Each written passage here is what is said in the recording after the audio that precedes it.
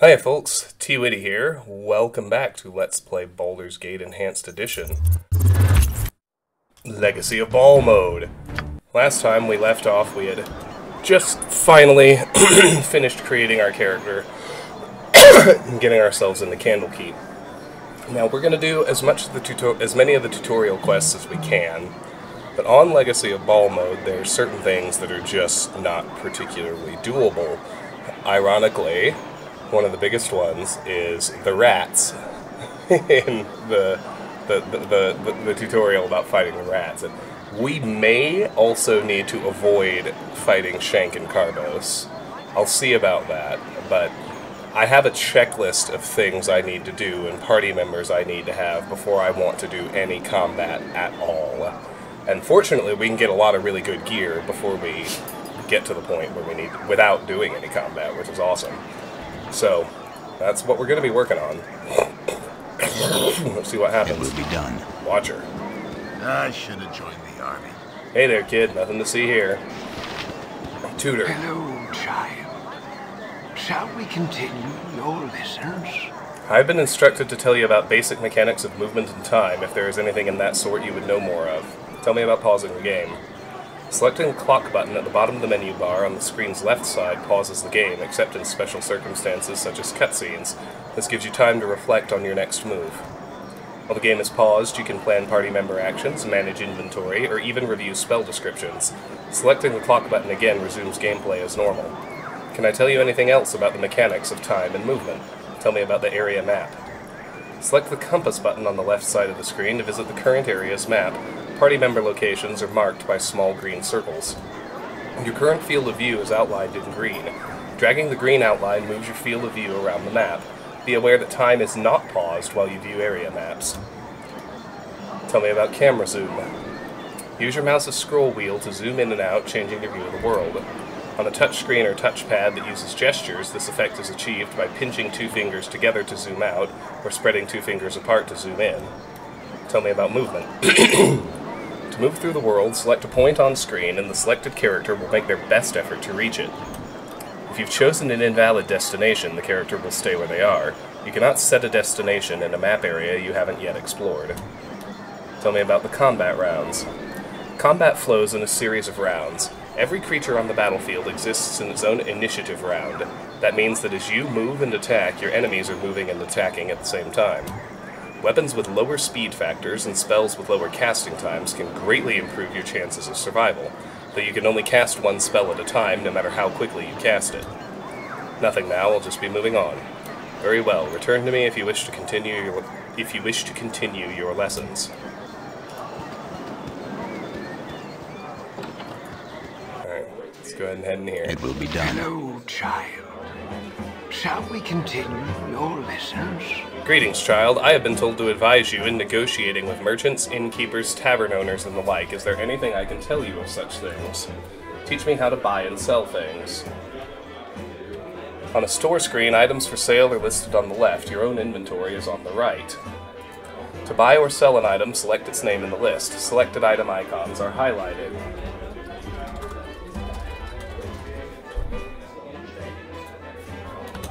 To purchase selected items, select the Buy button. If you can't afford everything, this button will be disabled. To sell inventory items, select Sell. Most stores mark up prices on merchandise. If you sell something, you won't be able to buy it back for the same price. What more would you like to know about how to turn your gold into something more practical?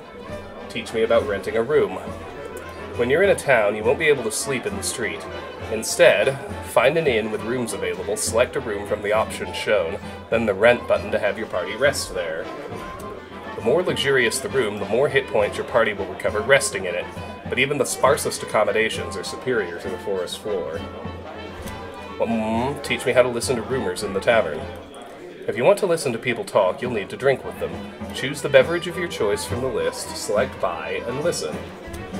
Not everyone will say something worth hearing, but occasionally you might hear some tidbit that will turn into a quest you can complete. Nothing right now. Very well. Should you change your mind, I'll be waiting. Hello, child. Shall we continue your lessons? Hello, child. I've been asked to teach you some of the more advanced principles of movement. Is there anything you'd like to know? How do I use stairs? To go up or down a level indoors, hover your mouse over a stairway. If your cursor becomes a set of stairs icon, the way is open. Select the stairs icon to leave the level. On a touchscreen, you can select the magnifying glass button on the right side of the screen to show the stairs icons for any stairs in the area. How do I open doors? Select the door you wish to open, and if it isn't locked, it will open. How do I enter? Is there any other information I can give regarding movement and related matters? How do I enter or leave a building? If a building's entrance or exit is unblocked, you can enter or leave by selecting an outer doorway. Hover your mouse over any entrance or exit, and the cursor will change to an open doorway icon with an arrow pointing through it.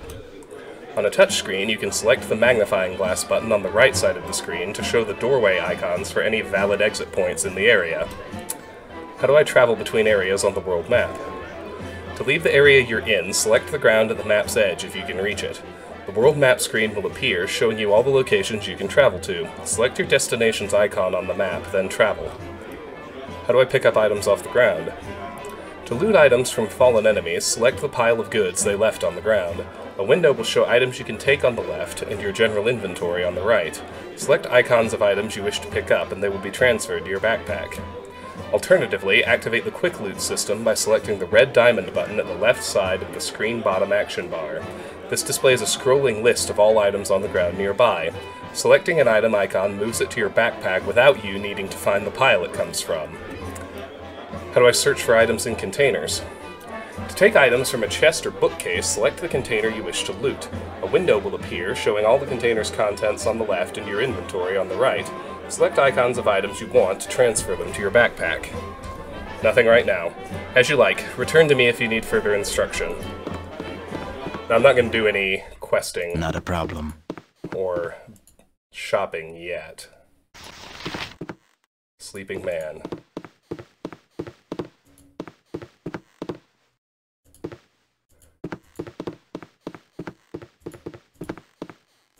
Careful.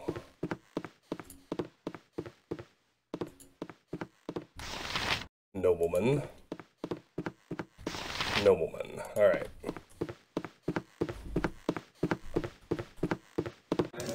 Not a problem. Noblewoman. Nobleman. Alright. That's it for now. I just wanted to make sure I got all the tutorial people.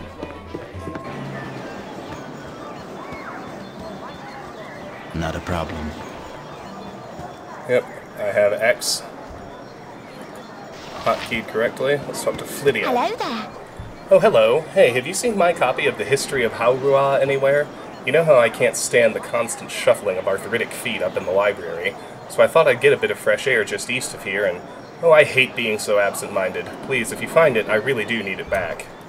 Journal updated. Flydia's book. Dear absent-minded Flydia has lost another of her books, The History of Haurua. This time. Last time she was at Candlekeep, she lost an entire 4-volume set in the hay we keep for the cows. And actually, there are things I wanted to look at. So here's Candlekeep. Candlekeep Inn, Priest's Quarters, Temple of Ogma, the Storehouse, Candlekeep, Clinic, Bunkhouse, Barracks. If I go to the world map, Friendly Arm Inn, Destination Unreachable, Baragost, Destination Unreachable, Sword Coast, Nashkel, Destination Unreachable, Carnival, Destination Unreachable, Nashkel Mines, Destination Unreachable, Olgoth's Beard, Destination Unreachable.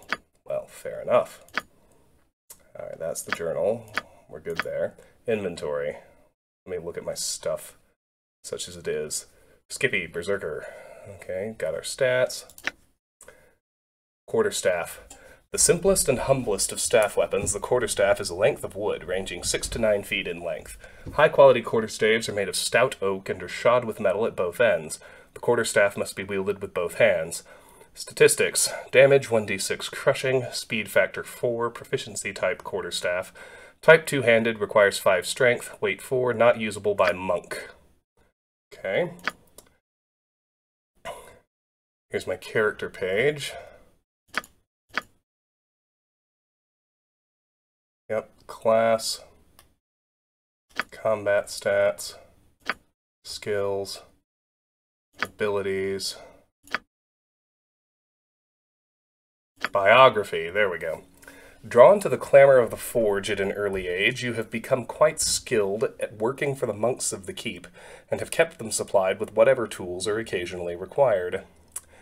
Inspired by your foster father's tales of ironclad heroes, however, you know you would much rather swing a blade than a smithy's hammer. One of the Watchers has been kind enough to take you under her wing, and has trained you in the basics of the deadly arts.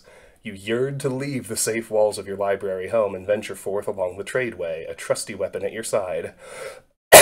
You know little of how you came to be a ward of Gorian's, but over the years you have gleaned something of your mother's tale from his vague allusions and from the words he sometimes uttered in tear-filled sleep. She was a human from Silvery Moon and a friend of his for many seasons. As you have no memory of her, nor any keepsakes to remind you of her existence, you have come to believe that she died while giving birth to you. Perhaps it was the pain of such a parting that led Gorian to cloister himself within the narrow halls of Candlekeep and raise you as his own.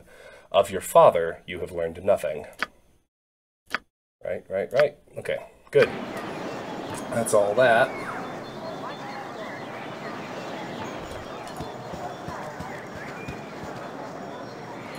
Hello, child.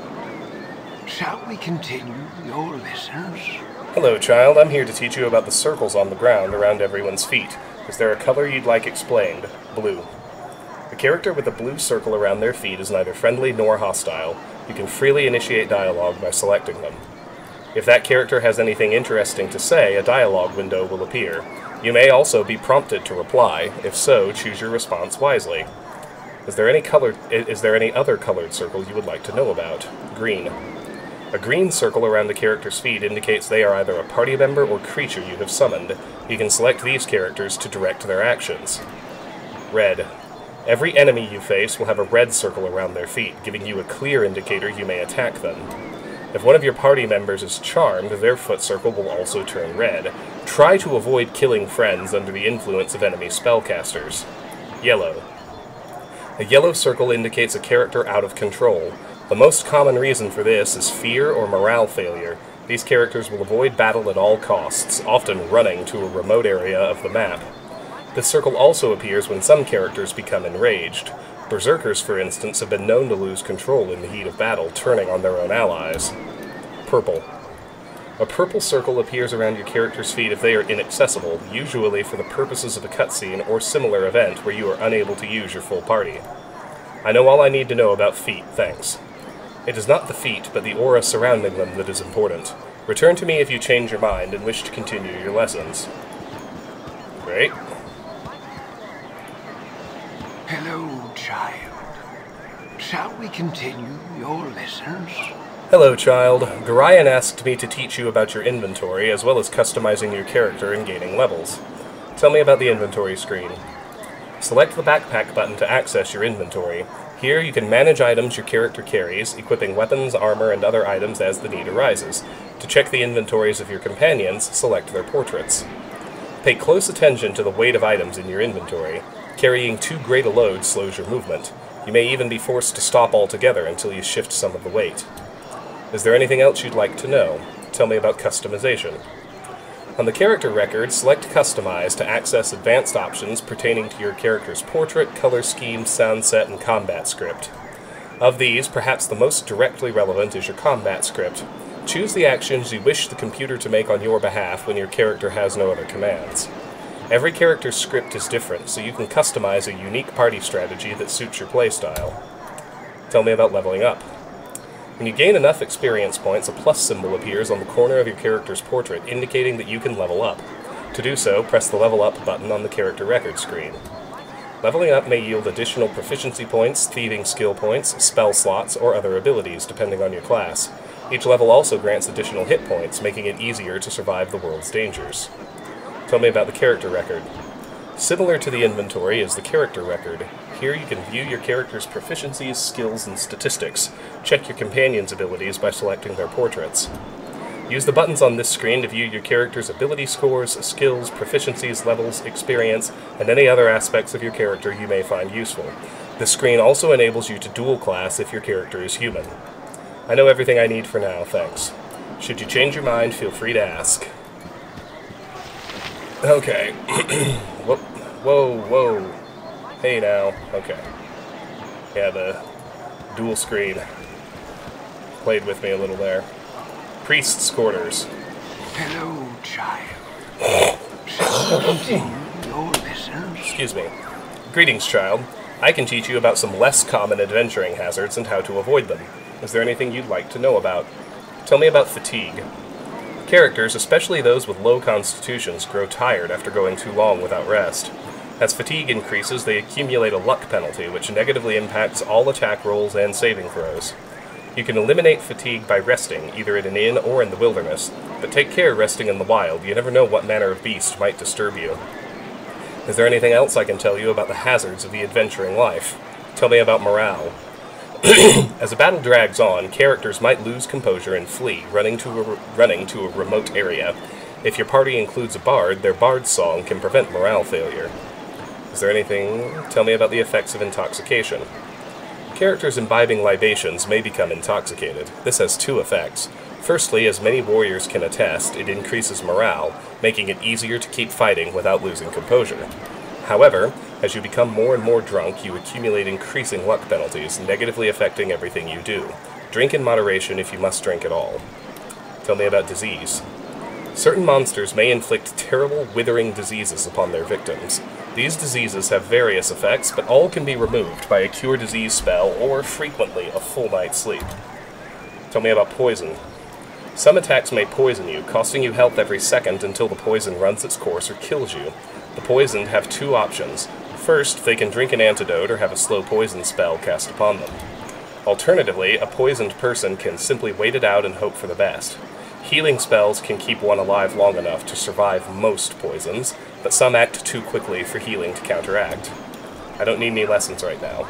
Very well, return to me if you wish to continue your lessons. Alright, so let's make a save. Actually, let's make a hard save.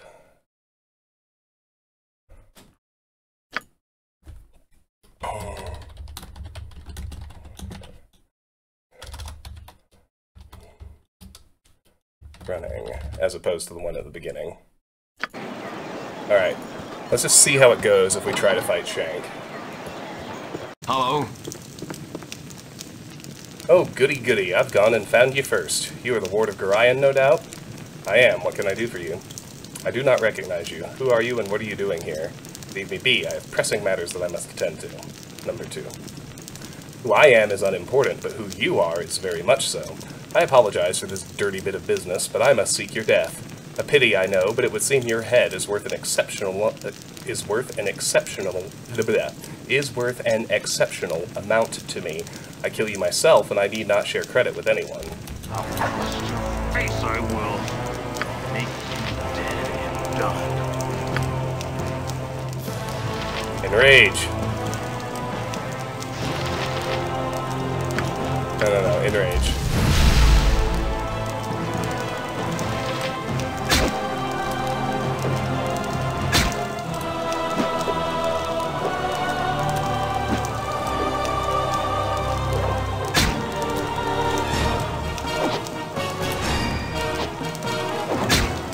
I can't hit him.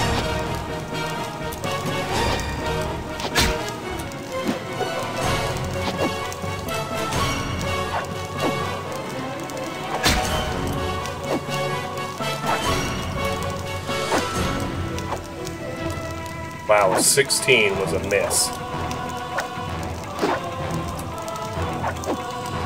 Oh wow. I have to crit to even hit him. Look at that.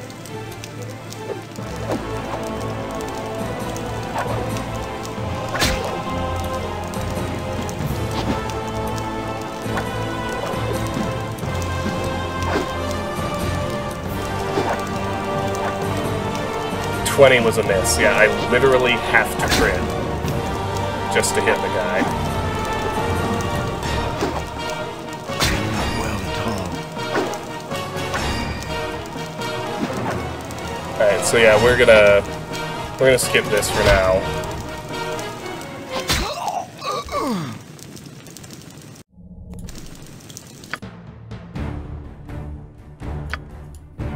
Alright.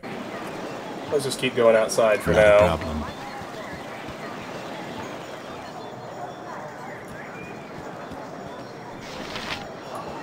Hello, child. Shall we continue your lessons?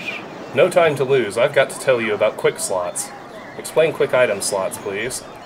Potions, wands, and spell scrolls can be equipped to your quick item slots. You have only 3 of these slots, so use them wisely.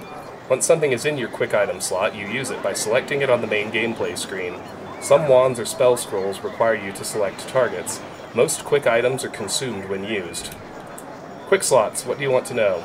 Tell me about quick weapon slots. You may have 1 to 4 quick weapon slots, depending on your class. Once a weapon is in a quick weapon slot, you can equip it instantly from the main gameplay screen by selecting it. Any shield or offhand weapon you have equipped is disabled if you equip a two-handed or ranged weapon that doesn't allow its use. But fear not, as soon as you equip a weapon that allows your offhand item, it will be re-equipped. Tell me about quick spell slots, if you don't mind. If you're a spellcaster with 1 or more quick spell slots, right-clicking one with your mouse will allow you to fill each with a single spell from your arsenal. You'll be presented with a complete list of your available spells. Choose the one you want in the quick spell slot, and it will be ready to cast simply by selecting it, provided you have the spell memorized, of course. I've no time for a lesson, I'm afraid. Come back if you change your mind. Okay. Drepin. What do you need? Flydia left one of her books in here again. It's in the hay there beside the cow. If you could run it over to her and then come back, I've got some plans for you.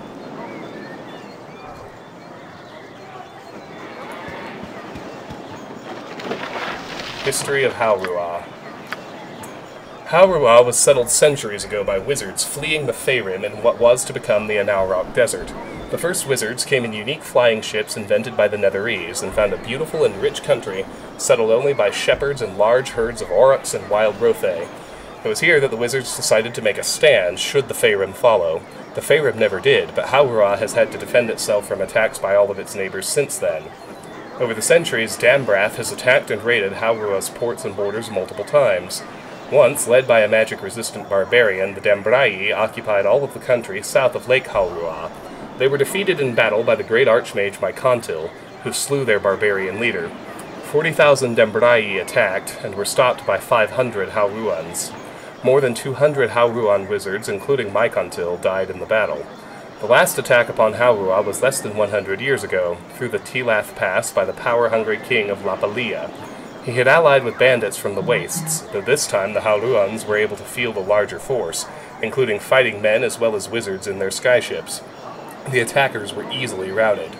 Hauruah also suffered through a civil war about 5 centuries ago, when a number of mages advocated beginning new experiments in magic, ones which even the Netherese didn't approve of. The renegades were driven from the region, but went on to found the land of Thay, or so it is said in Hauruah. Since then, Hauruah has been at peace. They have had no declared wars, though it still suffers raids from Dambrai pirates, bandits of the wastes, savages from the Mare jungles, and any other pirate, raider, or hungry wizard who thinks that magic and wealth grow on trees in Hauruah. This constant raiding has made the Hauruans very defensive, warlike, and traditional. The people say that since wizards have always led them, wizards always will. Sure, we'll take that. What do you need? Nice day, ain't it? Too bad Nessa here ain't enjoying it, though, her being sick and all. I need to get her one of them potions of antidote off Hull. He stayed up drinking last night and got hauled out of bed to man the gates early this morning, so I bet he's got a few of them lying around somewheres. Journal updated. Drepin's cow. Nessa the cow is feeling a bit under the weather today. Drepin's asked me to get a potion of antidote from Hull, who's been posted to the gate this morning. It appears that Hull has been using them to avoid his morning hangovers.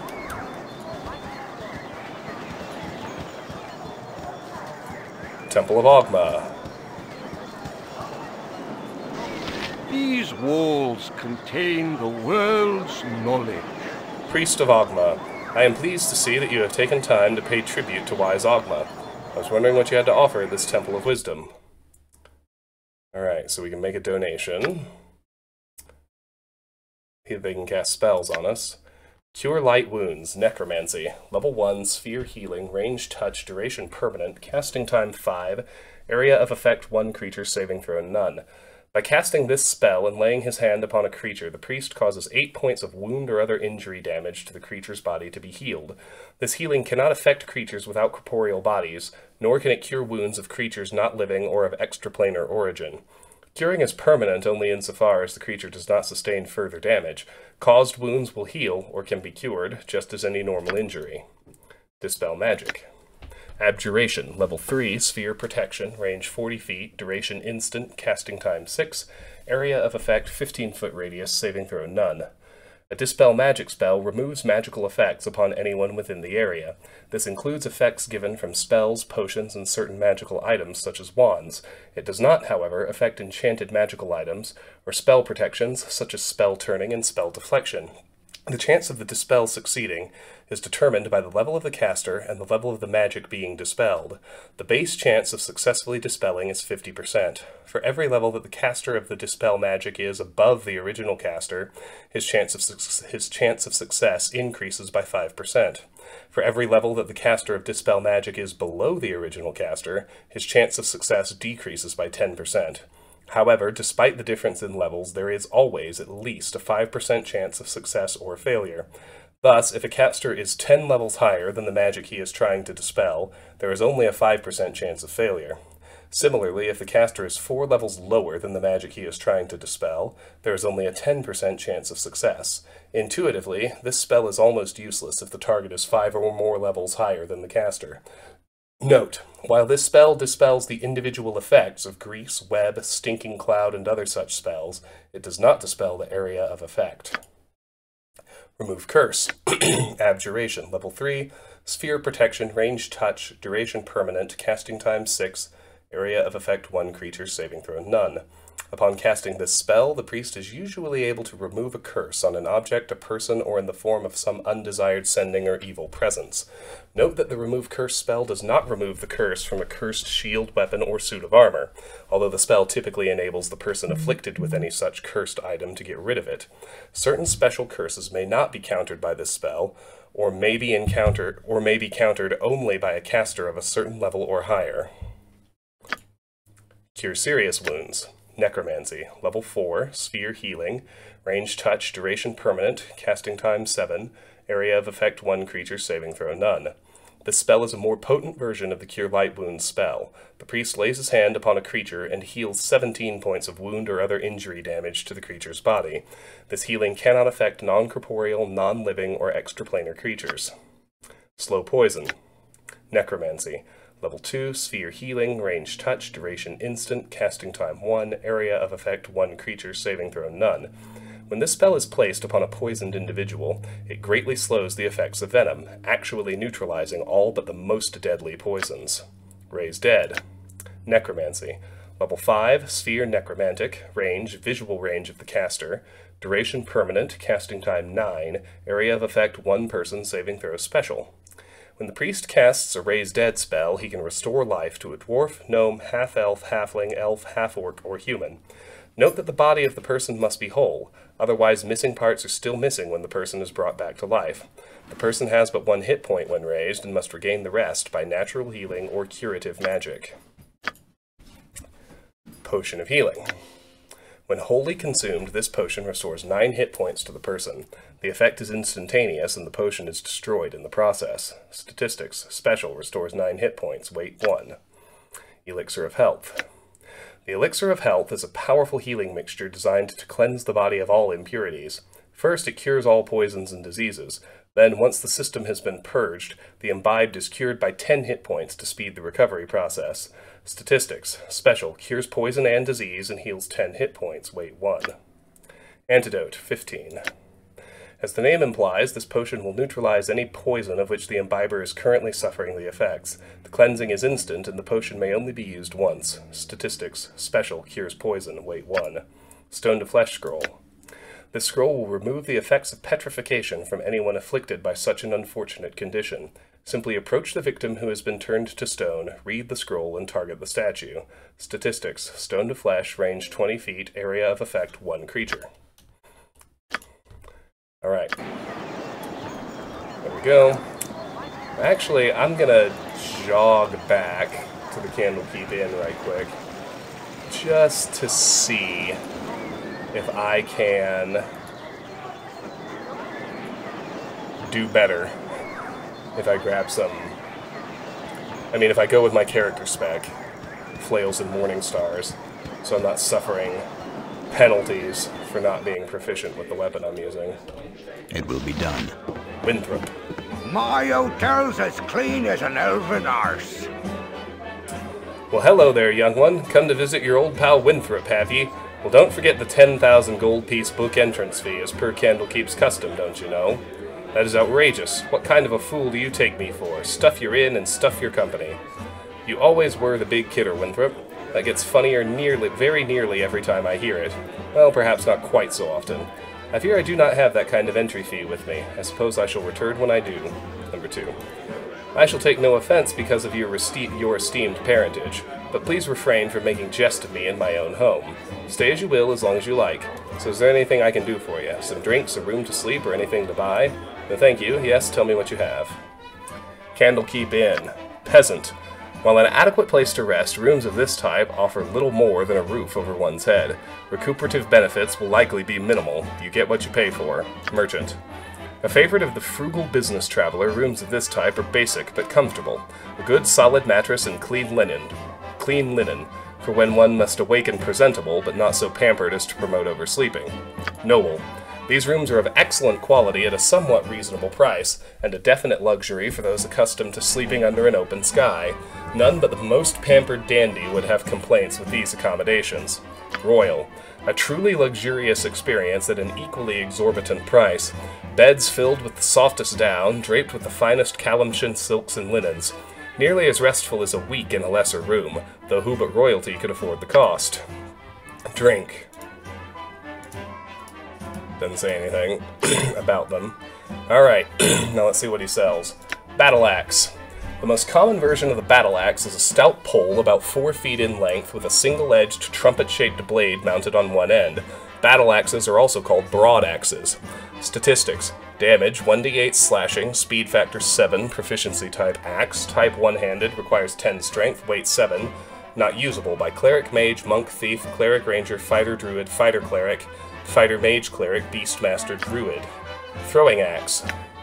The hand axe or throwing axe is also known as a hatchet. The axe blade has a sharp steel tip counterbalanced by a pointed fluke. The short handle has a point on the bottom and the head may have a spike on the top. Statistics. Damage, 1d6 plus 1. Damage type melee, slashing. Damage type thrown, missile. Speed factor 4, proficiency type axe. Type one-handed, requires 4 strength, weight 1. Not usable by cleric, mage, monk, thief, cleric, ranger, fighter, druid, fighter, cleric, fighter, mage, cleric, beastmaster, druid. Club. Most clubs are stout hardwood sticks, narrow at the grip and wider at the end. This simple weapon has been used since people first began using tools. Anyone can find a good stout piece of wood and swing it, hence the club's widespread use. Statistics. Damage, 1d6 crushing, speed factor 4, proficiency type club. Type one-handed, requires 5 strength, weight 3, not usable by mage. Flail, 5. The flail is a sturdy wooden handle attached to an iron rod, a wooden rod with spikes, or a spiked iron ball. Between the handle and its implement is either a hinge or chain link. The weapon was originally used as a tool for threshing grain. Statistics. Damage, 1d6 plus 1, crushing. Speed factor 7. Proficiency type, flail, morningstar. Type one-handed, requires 13 strength, weight 15. Not usable by druid, mage, monk, shaman, thief, fighter, druid, beastmaster. Mace, 5. The mace is a direct descendant of the basic club, being nothing more than a wooden shaft with a stone or iron head mounted on the end. The head design varies. Some are spiked, others flanged, and still others have pyramidal knobs. Statistics. Damage 1d6 plus 1, crushing, speed factor 7, proficiency type mace. Type one-handed, requires 10 strength, weight 10, not usable by druid, mage, monk, shaman, thief, fighter, druid, beastmaster. Morningstar. The Morningstar is a wooden shaft topped with a metal head covered by a spiked iron sheath. Morningstars have an overall length of about 4 feet. Some have a round, oval, or cylindrical-shaped head studded with spikes.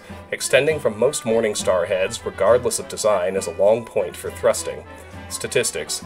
Damage 2d4 crushing, speed factor 7, proficiency type flail morningstar, type one-handed, requires 11 strength, weight 12. Not usable by druid, mage, monk, shaman, thief, fighter, druid, beastmaster. Alright, so I gotta decide whether to buy flails or morningstars. 2d4 7 versus 1d6 plus 1 7.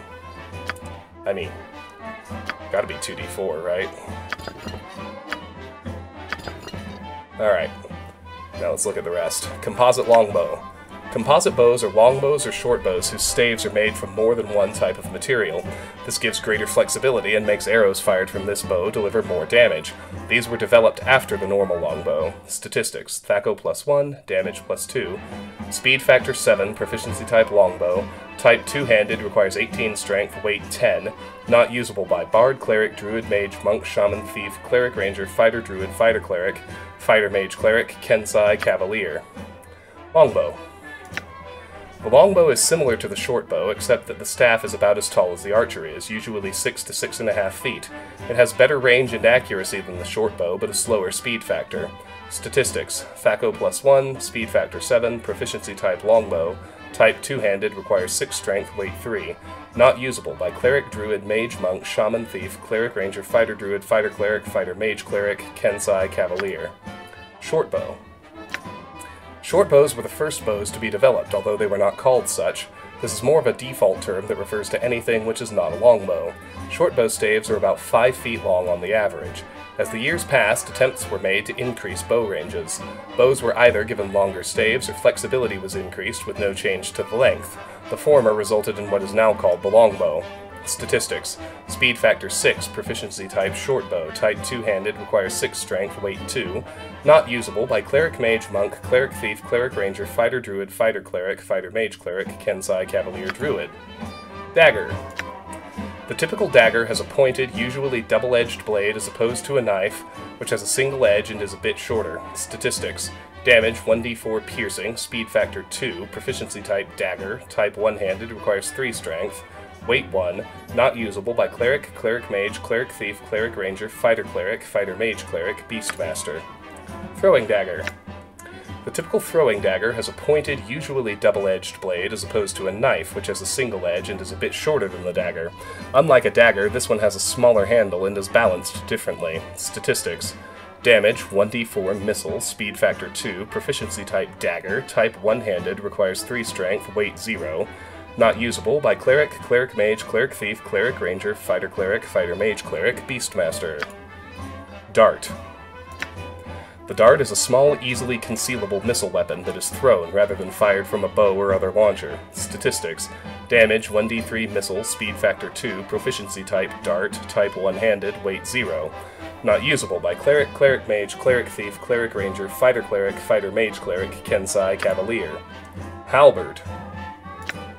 By far the oldest and most often used polearm, the halberd consists of a cleaver-like axe blade mounted on a staff averaging 6 feet in length. The axe blade is balanced at the rear with a fluke and surmounted by a sharp spike, usually of quadrangular design. The fluke is sometimes replaced by a hook used to dismount cavalry. A halberd can be best described as a cross between a spear and an axe. Statistics: Damage 1d10, slashing or piercing, whichever is better. Speed factor 9. Proficiency type halberd. Type two-handed, requires 13 strength, weight 15. Not usable by cleric, druid, mage, monk, shaman, thief, cleric, ranger, fighter, druid, fighter, mage, cleric, beastmaster. Warhammer. Mounted knights cannot effectively use long pole weapons while on horseback, and as a result many weapons have been fitted with shorter shafts, so they may be wielded with just one hand. Maces and flails are 2 examples of this, the warhammer is another. The horseman's warhammer is the descendant of the lucerne hammer. It is made entirely of steel, with rondels protecting and strengthening the grip. Rondels are small discs of metal, often shaped into decorative designs. The shaft is about 18 inches long. Statistics: Damage 1d4 plus 1, crushing, speed factor 4, proficiency type warhammer, type one-handed, requires 9 strength, weight 6. Not usable by druid, mage, monk, shaman, thief, fighter, druid, beastmaster. Sling. Slings have existed since the beginning of recorded history. The basic sling consists of a leather or fabric strap with a pouch for holding the missile. The weapon is held by both ends of the strap and twirled around the wielder's head. When top speed is attained, the missile is launched by releasing one of the strap's ends. Statistics: Speed factor 6, proficiency type sling, type one-handed, requires 3 strength, weight 0, not usable by Kensei Cavalier. Spear. One of the earliest weapons, dating back to the most primitive of times, the first spears were simply wooden poles or sticks sharpened at one end. When the civilized races mastered metals, spearheads were made from iron and steel. Having reached this end, weaponsmiths began experimenting with different types of spearheads, thus leading to the development of certain polearm types. Statistics: Damage 1d6 piercing, speed factor 6, proficiency type spear, type two-handed, requires 5 strength, weight 5, not usable by cleric, mage, monk, thief, cleric, ranger, fighter, mage cleric, beastmaster.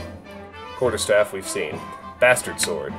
Also known as the hand-and-a-half sword, the bastard sword derives its name from the fact that it is halfway between the two-handed sword and the long sword. The bastard sword has a double-edged blade and a long grip, which can accommodate both hands if preferred. The overall length of the bastard sword ranges between 4 feet and 4 feet 10 inches. Statistics: Damage 2d4 slashing, speed factor 8, proficiency type bastard sword, type one-handed, requires 11 strength, weight 10, not usable by cleric, druid, mage, monk, shaman, thief, cleric, ranger, fighter, druid, fighter, mage cleric, beastmaster. Longsword. These swords are usually referred to as double-edged swords, war swords, or military swords. In many cases, the longsword has a single-edged blade. There is no single version of the longsword. The design and length vary from culture to culture and may vary within the same culture depending on the era. Among the most common characteristics of all longswords is their length, which ranges from 35 inches to 47 inches. In the latter case, the blade is known to take up 40 inches of the total length. Most longswords have a double-edged blade and a sharp point at the tip. Despite the tip, the longsword is designed for slashing, not thrusting. Statistics: Damage 1d8 slashing, speed factor 5, proficiency type longsword, type one-handed, requires 6 strength, weight 4.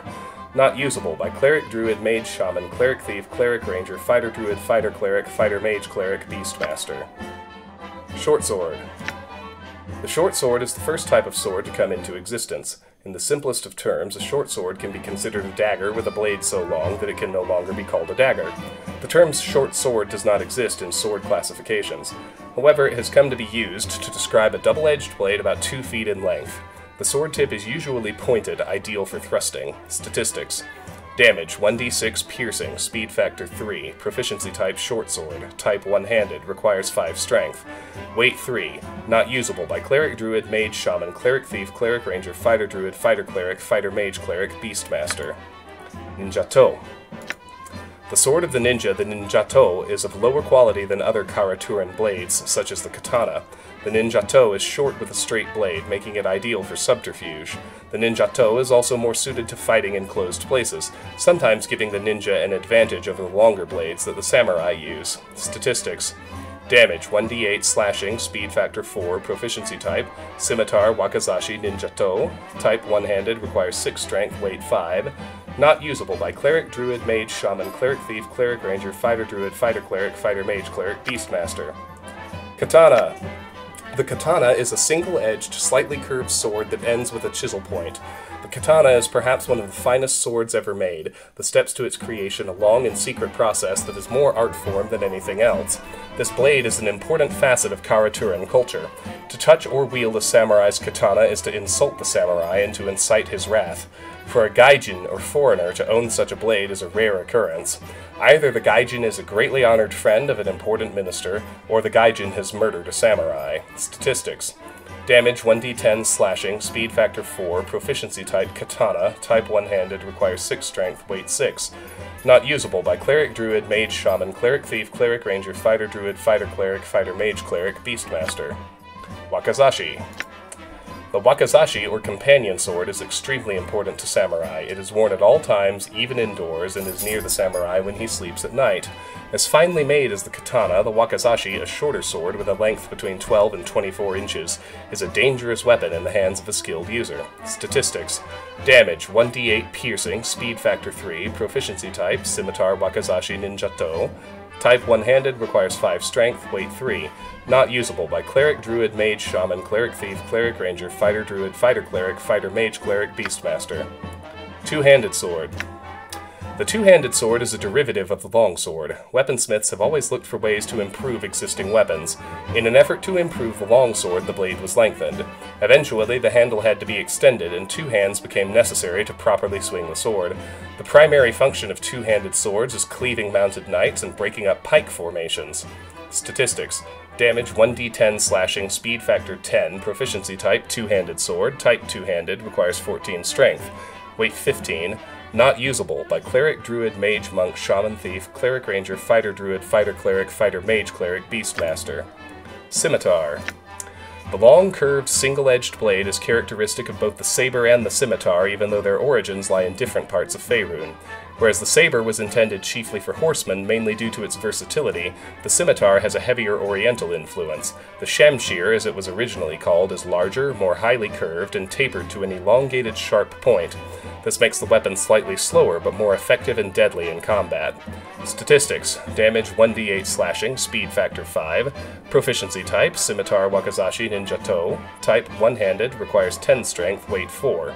Not usable by cleric, mage, cleric thief, cleric ranger, fighter cleric, fighter mage cleric, beastmaster, shaman. Bullet. A bullet is simply a rounded, well-balanced stone. Statistics. Damage 1d4 plus 1, missile, launcher, sling, weight 0. Heavy crossbow. A crossbow is a bow mounted crosswise on a wooden or metal shaft, the latter called a tiller. The bow is usually made of ash or yew. The crossbow fires a quarrel, also called a bolt. Statistics. Damage plus 2, speed factor 10, proficiency type crossbow, type two-handed, requires 12 strength, weight 14. Not usable by cleric, druid, mage, monk, shaman, thief, cleric ranger, fighter druid, fighter cleric, fighter mage cleric, kensai, cavalier. Light crossbow. A crossbow is a bow mounted crosswise on a wooden or metal shaft, the latter called a tiller. The bow is usually made of ash or yew. The crossbow fires a quarrel, also called a bolt. Statistics. Speed factor 5, proficiency type crossbow, type two-handed, requires 8 strength, weight 7. Not usable by cleric, druid, mage, monk, shaman, cleric thief, cleric ranger, fighter druid, fighter cleric, fighter mage cleric, kensai, cavalier. Bolt. Quarrels or bolts are the ammunition fired by crossbows, regardless of the weapon's size. Statistics. Damage 1d8 missile, launcher crossbow, weight 0. Usable by bard, fighter, paladin, ranger, thief, fighter mage thief, mage thief. Arrow. The flight arrow, as its name implies, is built for distance. These are lightweight arrows and are often used for hunting. Most of these arrows are made of ash or birch and are 30 to 40 inches long. Statistics. Damage 1d6, missile, launcher, bow, weight 0. Not usable by cleric, mage, monk, cleric thief, cleric ranger, fighter druid, fighter cleric, fighter mage cleric, druid. Chainmail 2. Chainmail is made of interlocking metal rings. It is always worn over a layer of padded fabric or soft leather to prevent chafing and lessen the impact of blows. Statistics. Armor class 5, 3 versus slashing, 7 versus crushing, requires 8 strength, weight 40. Not usable by druid, mage, monk, shaman, thief, kensai, archer, stalker, beastmaster. Splint mail. Splint mail is a variant of banded mail in which the metal strips are applied vertically to the backing of chain, leather, or cloth rather than horizontally as in banded mail. Since the body does not swivel in mid-torso as much as it flexes back to front, splint mail is more restrictive in battle. Statistics. Armor class 4, 3 versus piercing and missile, 2 versus crushing, requires 8 strength, weight 40. Not usable by bard, druid, mage, monk, shaman, thief, kensai, archer, stalker, beastmaster. We're gonna buy that. Leather armor. Leather armor, despite the popular misconception, is not soft and supple like the leather used to make a ranger's boots or a druid's robe. That kind of leather offers no better protection than common clothing. Statistics. Armor class 8, 10 versus piercing and missile, requires 4 strength, weight 15. Not usable by mage, monk, kensai, shapeshifter. Studded leather armor. Studded leather armor has little in common with normal leather armor. While leather armor is a hardened shell, studded leather armor is soft and supple with hundreds of metal rivets affixed. The rivets are so close together that they form a flexible coating of hard metal that turns aside slashing and cutting attacks. The soft leather backing is little more than a means of securing the rivets in place. Statistics. Armor class 7, 5 versus slashing, 6 versus piercing and missile, requires 6 strength, weight 25. Not usable by Mage, Monk, Kensai, Shapeshifter, Avenger. Small shield, 10. Small shield. A small shield is usually round and is carried on the forearm, gripped with the shield hand. Its lightweight as compared to a medium shield permits the user to carry other items in that hand, although he cannot wield or carry another weapon. Statistics. Equipped abilities, Armor Class +1, no protection against missile attacks, requires 4 strength, weight 3, not usable by Bard, Druid, Mage, Monk, Shaman, Thief, Kensai. Medium shield. A medium shield is carried in the same manner as a small shield. Unlike the small shield, however, its weight prevents the character from using his shield hand for anything other than carrying the medium shield. Medium shields are usually made of metal, range from 3 to 4 feet in diameter, and can be of any shape, from round to square to a dragon's spread wings. A typical medieval shield resembles a triangle with one point facing downward. Statistics. Equipped abilities, Armor Class +1, requires 12 strength, weight 8, not usable by Bard, Druid, Mage, Monk, Shaman, Thief, Kensai. Large shield. The body shield, also known as the kite or tower shield, is a massive metal or wooden shield reaching nearly from the chin to the toe of the user. It must be firmly fastened to the forearm, and the shield hand must firmly grip it at all times. Naturally, this precludes use of the shield for anything but holding the body shield in place. Statistics. Equipped abilities. Armor Class +1 and extra +1 versus missile attacks. Requires 15 strength, weight 15, not usable by Bard, Druid, Mage, Monk, Shaman, Thief, Kensai. Buckler. A buckler, also known as a target shield, is a small round shield of wood or metal that fastens to the forearm. Because of its size, it is light and can be worn with very little restriction to movement. Statistics. Equipped abilities, Armor Class +1, no protection against missile and piercing attacks, requires 4 strength, weight 2, not usable by Mage, Monk, Kensai. Yeah, these are identical, they're just cosmetically different. I'm assuming the same of these.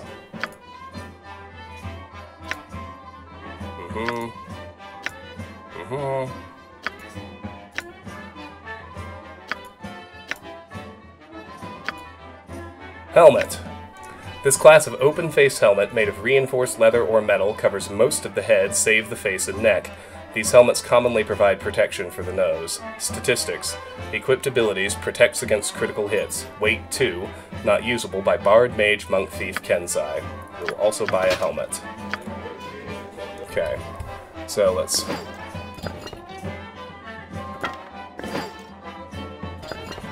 equip our 2 Morning Stars, our Splint Mail, and our helmet.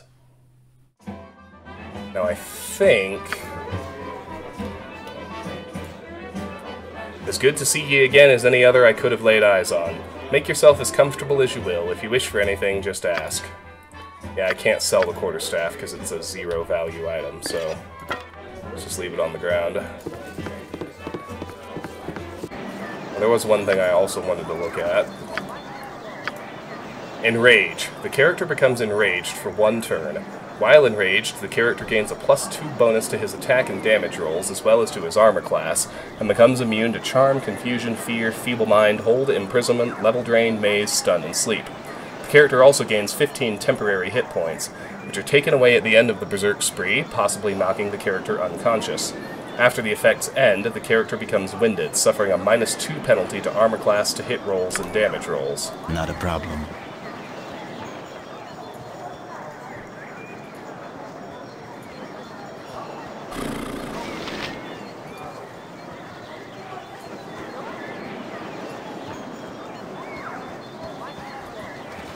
Now let's try this one more time. Now that we've got actual gear.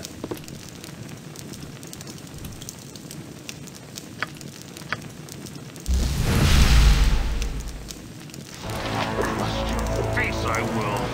I'll make you dead and done. Hey, there we go.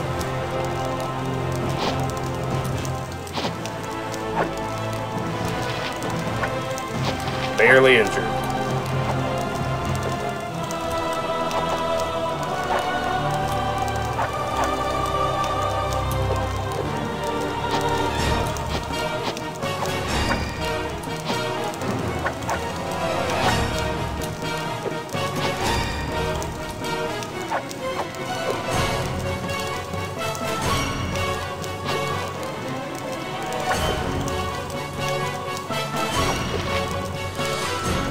Can I speed it up?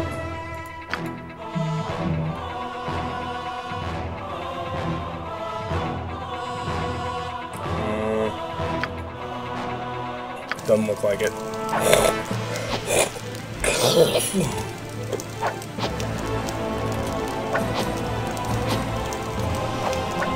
This guy's still almost impossible to hit.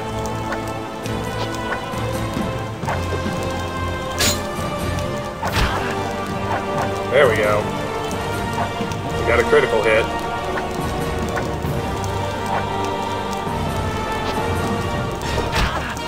There's another one. Ooh. The Berserk state is ended. The character now loses the extra 15 hit points previously gained. If the character is below 15 hit points, he or she will be knocked unconscious.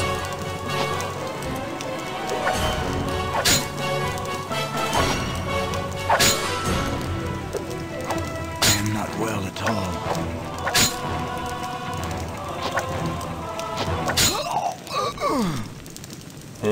We were close on that one. Let's try it again. Maybe I won't enrage. We'll see how it goes.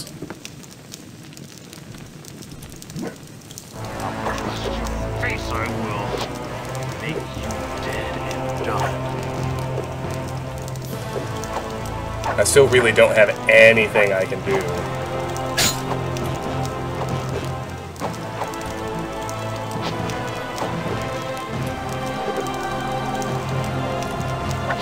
Besides try enraging.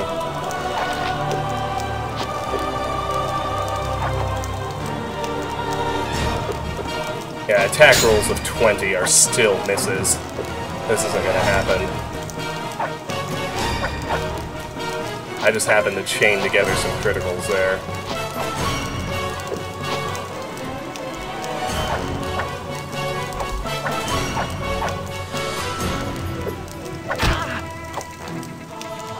Yeah.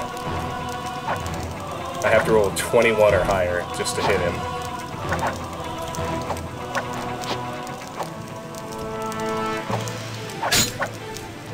Means a 19 or a 20, right? I wonder if I can save scum, though.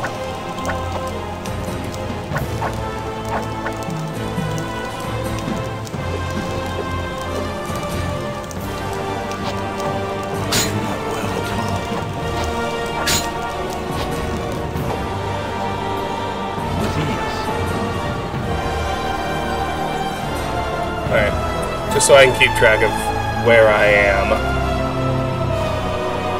Let's talk to this tutor before I forget. Hello, child. Shall we continue your lessons? Hello, child. I am to instruct you in how best to deal with the clergy, visiting temples and such. Is there anything you'd like to know?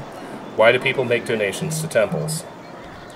People donate for various reasons. Some adventurers see donations as payment for information. Clergy members are often aware of local goings-on. Especially large donations are typically recognized by a temple staff. They may speak of your good deeds to anyone visiting, improving your reputation. What else would you like to know about visiting temples? Why don't temples offer healing services for free? Adventurers sometimes forget that spells are not easily cast. Every raising of the dead costs valuable resources. A successful life of adventuring will supply you with ample gold to pay for whatever healing services you need, and when you need them, the temple will gladly offer those services for a nominal fee. I'm sure I'll be fine on my own, thank you. Very well, return to me if you wish to continue your lessons. Alright. So, I'm going to try this another time or two, but we're running up on an hour. Hello?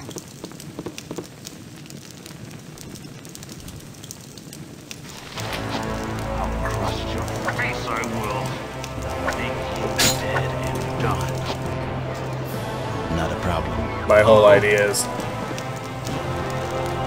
I'm going to try and get the first hit. Face, I will. Make you dead and done.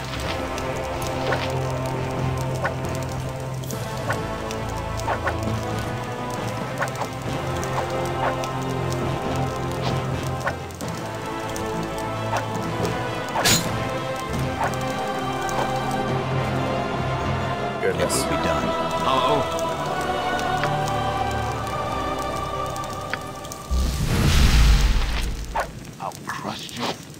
will make you dead and done. Come on now. Just let me get the first hit.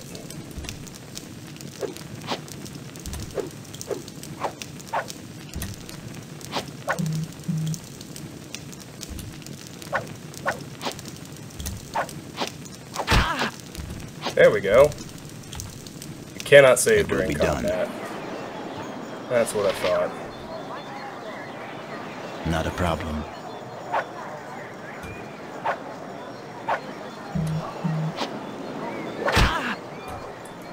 Oh. I'll crush your face, I will. Ah, but look at that.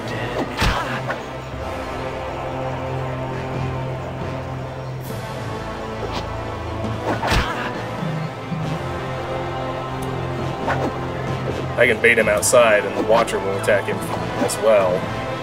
That's pretty good. Let's do that.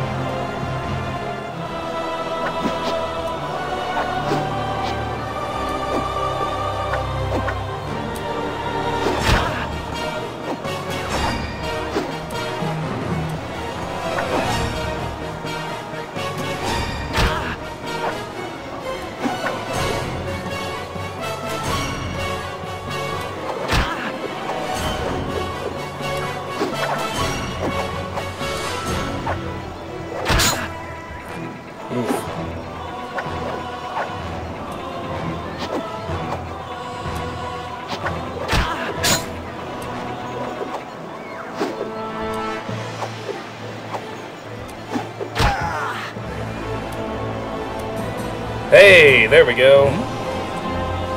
Skippy, you cut yourself above the brow there. What is wrong, child? Something in your eyes tells me that something is very wrong indeed. Well, Parda, there was a man in there. He smelled like the stables, and he tried to kill me. It was horrible. It's nothing, Parda. One of the cats didn't like me petting it. I'm all right, really.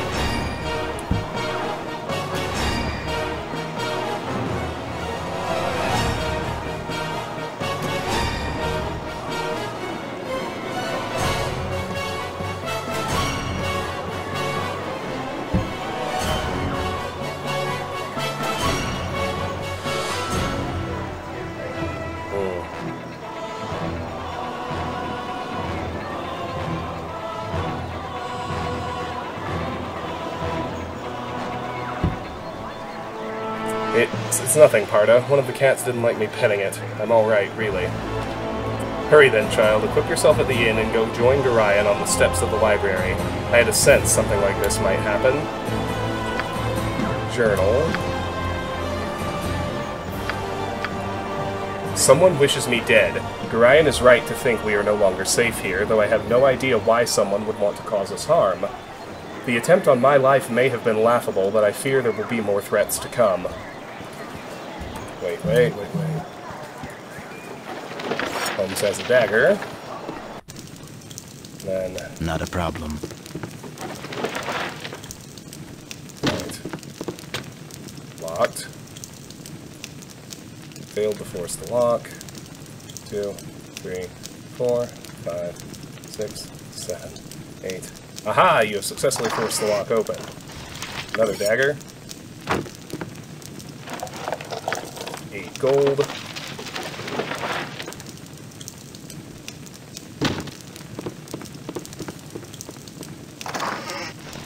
Warhammer. Alright. Then those are all empty. Now I don't think I can rest in here. Yeah.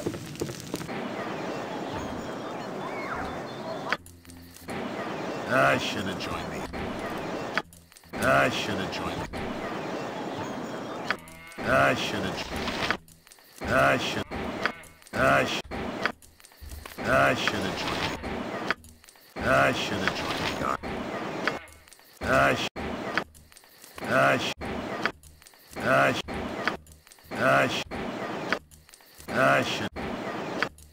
I should. Not a problem. Alright, well, the fatigue wore off. That's good.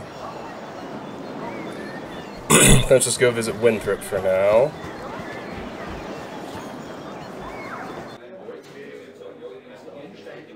with ease.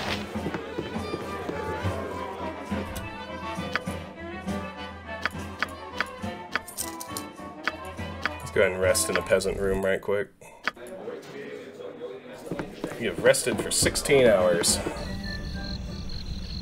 It will Alright. be done. That's pretty good.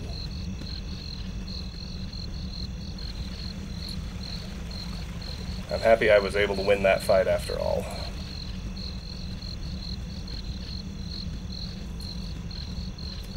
Alright, so I'm going to get just, back to where I was in the circle. Now that everything's done, we're going to make a save and we're going to call it an episode. This has been Let's Play Baldur's Gate Enhanced Edition. If you enjoyed the episode, I hope you will give it a like, consider dropping a comment, and subscribing to the channel. If you're interested, please check out my Patreon and my Discord. Those links are in the video description. Either way, I'm grateful for your time and attention. I appreciate them very much. I hope you have a wonderful day, and I will see you soon. Take care. Bye.